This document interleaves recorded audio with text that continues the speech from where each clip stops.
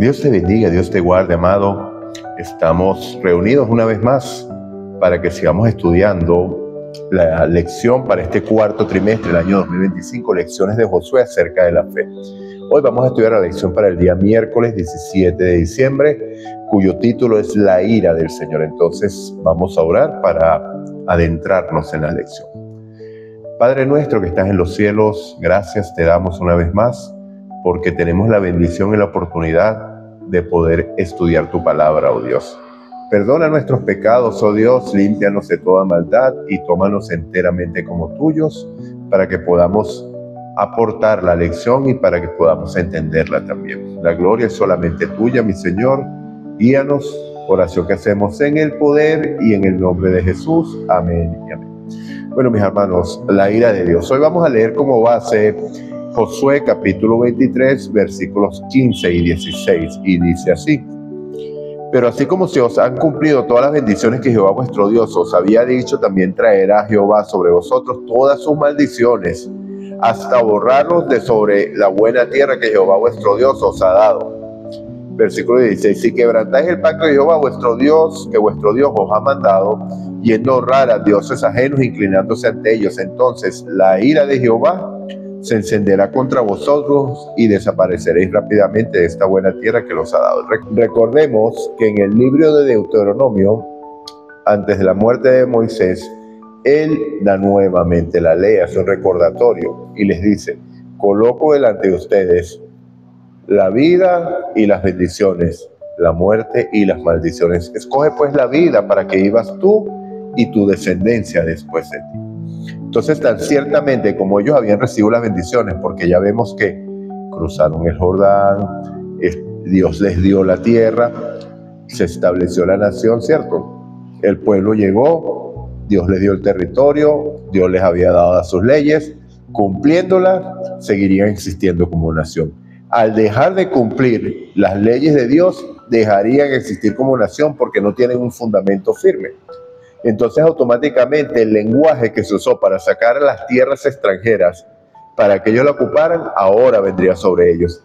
El pueblo de Israel no tenía ninguna bendición especial por haber peleado las guerras por esta tierra, porque después vemos que Dios usa a Siria, Dios usa a Babilonia para sacarlos de la tierra también. Entonces eso tampoco le da un estatus especial, a pesar de haber sido instrumentos de Dios en el momento, ¿okay? Había una promesa que Dios había cumplido, bendiciones. Si se mantenían cumpliendo la ley, la nación puede existir. Es igual que hoy. ¿Qué tal que aquí en Colombia se dejen de cumplir las leyes del país? ¿Qué sucedería? Un caos total, la tierra perdería, o sea, el país dejaría de existir.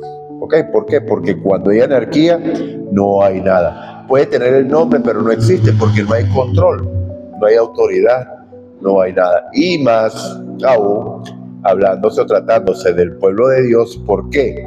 Porque ellos recibían bendiciones exactamente por comportarse como el pueblo de Dios, para que cuando los pueblos vieran sus bendiciones pudieran decir: Dios es nuestro rey. Entonces los pueblos fueran atraídos a ellos y pudiera Dios ser presentado, porque recordemos una vez más que cuando se le dio el llamado a Abraham, le dijo: sal de tu tierra y tu parentela a la tierra que yo te mostraré. Y después le dice: bendeciré a los que te bendigan, maldeciré a los que te maldigan, y en ti serán benditas todas las naciones de la tierra. ¿En qué sentido? De que el Mesías vendría de la simiente, ¿cierto? Es la principal bendición. Y que también la promesa no era un pedacito de tierra en el Medio Oriente, sino la tierra entera. Porque ese siempre ha sido el plan de Dios: reconciliarnos y llevarnos de regreso a casa. Porque recordemos que todo esto es un tipo. Dios tiene un plan establecido que es recrear la tierra y que usted y yo estemos allí. Y todo esto se trata de...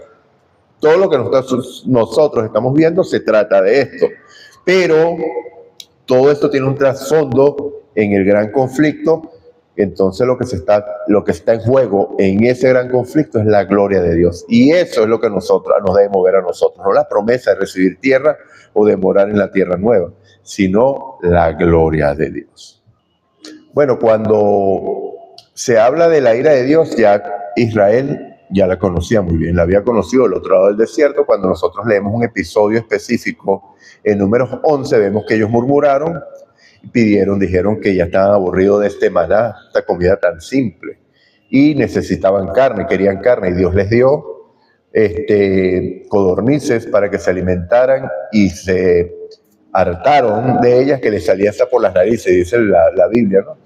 Como una hipérbole, ¿no? De la exageración de todo lo que comieron. Y no había, todavía estaba la carne en sus dientes cuando la ira de Dios se manifestó y arrasó una parte del campamento. Entonces ellos conocían la ira de Dios. Luego, cuando el anatema de Acán también dice que la ira de Dios cayó sobre todo el pueblo. Había pecado uno, pero cayó sobre todo el pueblo, porque esa parte la estudiamos, que cuando somos parte del pueblo todos somos partícipes. Por eso es que quienes reciben el sello, cuando nosotros vamos a Ezequiel capítulo 9, los que gimen y claman por las abominaciones de que se hacen en medio del pueblo. También cuando nosotros vemos Segunda de Crónicas 36, vemos que Dios hace llamados y llamados y llamados constantemente. Dije que Dios usó a Siria para sacar a las tribus del norte de su tierra, ¿sí? Y ellas no volvieron. Y usó a Babilonia para sacarlas del sur a Judá, ¿ok? Específicamente a Judá. Recordemos que estaba Judá y media tribu de Manasés allí. Pero es Judá en sí, porque por eso que son los judíos, Judá como tal. Entonces fueron sacados por Nabucodonosor, ellos volvieron después de 70 años, pero no sin antes Dios haber hecho llamados y llamados y llamados constantes. Y finalmente el libro de Crónicas culmina con Ciro siendo llamado para destruir a Babilonia. Entonces fíjense cómo la Biblia es maravillosa, que nos amplía o nos explica todo el plan de Dios. Vamos a ver otros versículos donde también se habla de la ira de Dios en el contexto del futuro. Vamos a Apocalipsis capítulo 14, vamos a leer el versículo 10, el versículo 19 y el versículo 15, el capítulo 15, versículo 1. Apocalipsis capítulo 14, versículo 10 es el mensaje del tercer ángel, ¿sí?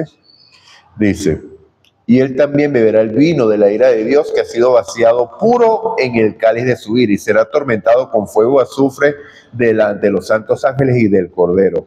¿Quién? Los que acepten la marca de la bestia en su frente o en su mano derecha. Versículo 19. El ángel metió su hoz en la tierra, vendimió la viña de la tierra y echó las uvas en el gran lagar de la ira de Dios. Y finalmente, Apocalipsis capítulo 15, versículo 1. Vi en el cielo otra señal grande y admirable, 7 ángeles con las 7 plagas postreras, porque en ellas se consumaba la ira de Dios. Mis amados, Dios es el mismo, ayer, hoy y por los siglos. Entonces Dios actúa de la misma manera. Dios pone delante de nosotros las bendiciones y las maldiciones, la vida y la muerte. Escoge pues la vida para que vivas tú y tu descendencia después de ti. Bueno, ya descendencia ya queda muy poco tiempo, el mismo Jesús lo dijo, y no pasará esta generación hasta que todo esto acontezca, y entonces vendrá el fin. Ya no hay tiempo de pensar en una siguiente generación o mucha posteridad, porque Cristo está a las puertas. Pero ahora, como estudiamos en las primeras lecciones, en la lección 4, en la lección 3, que vemos que es una obra extraña la ira de Dios consumándose, porque si Dios tiene una característica es amor. Y de hecho, cuando nosotros leemos 1 de Juan capítulo 4, versículo 8, dice que el que no ama no ha conocido a Dios, porque Dios es amor.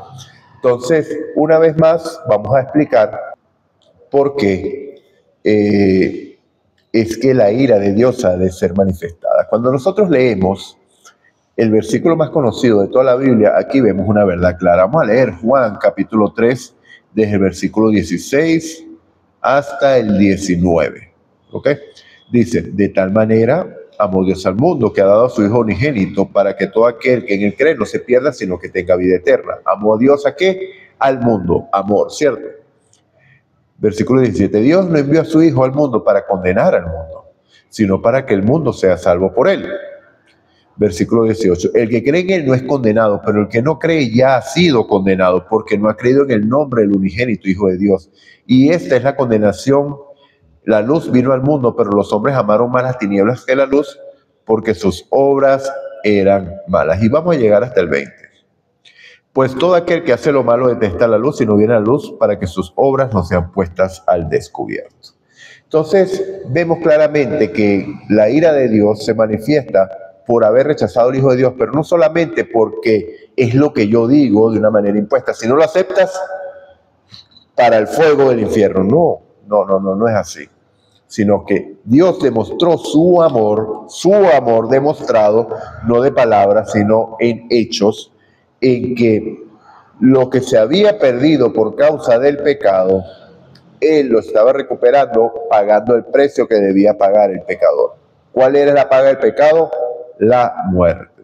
Entonces, como tal, Dios envió a su Hijo, lo hizo pecado por nosotros para reconciliarnos. Cuando nosotros leemos el libro de Romanos, capítulo 5, versículo 8, voy a buscarlo para no errar, para leerlo textualmente aquí. Romanos, capítulo 5, versículo 8, dice así. Pero Dios muestra su amor para con nosotros en que siendo aún pecadores, Cristo murió por nosotros. Él no esperó que tú te arrepintieras para que Cristo muriera. Se estableció un plan desde antes de la fundación del mundo en el cual Cristo estaba predestinado para morir por ti. Cristo murió por ti, Felipe. Mario, Cristo murió por ti. Esteban, Cristo murió por ti. De manera personal. Aquí donde dice que Dios amó tal al mundo, pon de tal manera amó Dios al mundo, amó Dios a Esteban, que dio a su Hijo unigénito. Entonces, antes que tú te arrepintieras, Andrés, ya Cristo había sido dado por ti. Bueno, y en nuestro caso ya Cristo murió, porque ya Él vino, ya pagó, ya hizo su función como cordero literal que moría por el pecado para que nosotros pudiéramos vivir. ¿Okay? Entonces, Dios hizo todo lo que tenía que hacer para que nos pudiéramos reconciliar, para darnos bendición. ¿Qué mayor bendición que darnos a su Hijo? Pero aquellos que rechacen aquellos que rechacen la bondad de Dios quedan a merced de su duro corazón, porque el corazón se va endureciendo más y más, y desde la entrada del pecado nacemos con una naturaleza pecaminosa. ¿Y qué es lo que va pasando cada vez que rechazamos más a Dios? El corazón se va endureciendo más y más. El Espíritu Santo refrena la maldad en este mundo. ¿Sí?